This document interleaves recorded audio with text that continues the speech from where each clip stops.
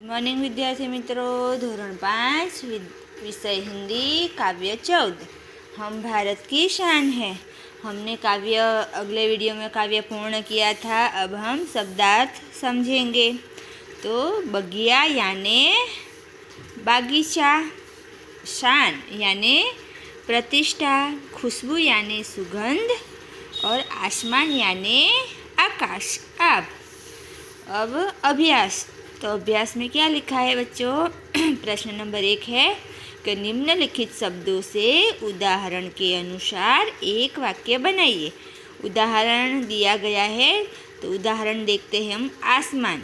आसमान शब्द से हमें एक वाक्य दिया गया है कि बादल आसमान में छाए हैं। दूसरा वाक्य हमें खुद से बनाना है, तो बादल आकाश में छाए हैं।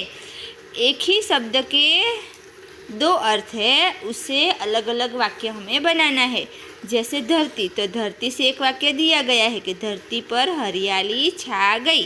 तो धरती को दूसरे शब्द में क्या बोलते हैं? धरा। तो धरा पर हरियाली छा गई। दूसरा वाक्य बगिया। तो बगिया में गुलाब के फूल है। तो बगिया का दूसरा मीनिंग क्या होता है? बगीचे। तो बगीचे में गुलाब के फूल है। शान। बच्चे देश की शान है। तो शान यानी उसका दूसरा अर्थ क्या होता है? प्रतिष्ठा। तो बच्चे देश की प्रतिष्ठा है।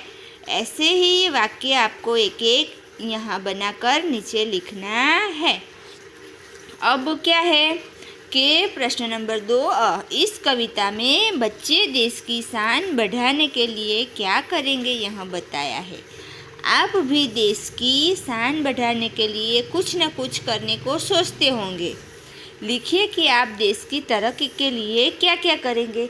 तो बच्चे, तो इस कविता में बताया गया कि बच्चे तो कुछ न कुछ करके देश का नाम रोशन बढ़ाएंगे, बराबर। लेकिन हम क्या कर सकते हैं जिससे कि देश की तरक्की हो? तो हम शिक्षण जगत में, खेल जगत में देश का नाम रोशन करेंगे। सार्वजनिक संस्थाएं होती है, उसमें भी हम हमारा सहयोग देंगे। इसी तरह हम अपने देश की तरक्की के लिए योगदान दे सकते हैं। अब है सोचिए और लिखिए। हम देश की सेवा किस किस प्रकार से कर सकते हैं? तो हमें लिखना है कि हमें बड़े होकर लश्कर में भर्ती होकर समाज सेवा, गरीबों की सेवा करके देश की सेवा कर सकते हैं। तो ऐसे ही आपको देश की सेवा किस किस प्रकार कर सकते हैं वो लिखना है। बाद में क्या है? काव्य का सामूहिक और व्यक्तिगत ज्ञान कीजिए और रेखांकित शब्दों पर स्वर भार देकर वाक्य पढ़िए। अब हम स्वाध्याय देखेंगे। तो स्वाध्याय में क्या है? प्रश्न नंबर 1, प्रश्नों के उत्तर लिखिए।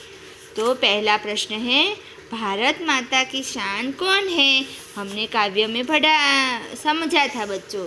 तो क्या है कि बच्चे भारत माता की शान है।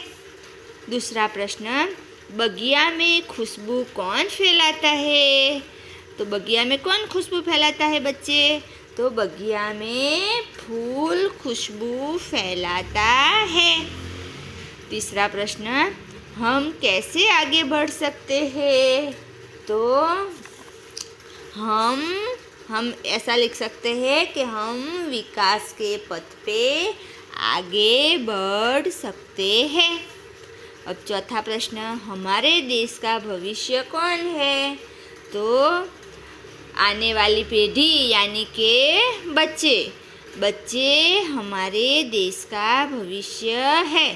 तो ऐसे ही बच्चों आपको अभ्यास के ये 3 वाक्य बनाकर लिखने हैं। और प्रश्न 2 में जो मैंने समझाया कि अपने देश की तरक्की के लिए हम क्या कर सकते हैं वो लिखना है। और ब में क्या लिखना है कि हम देश की सेवा किस किस प्रकार कर सकते हैं वो भी आपको लिखना है। और स्वाध्याय में ये जो 4 प्रश्न मैंने आपको समझाए वो भी आपको हिंदी की नोटबुक में लिखना है। Thank you.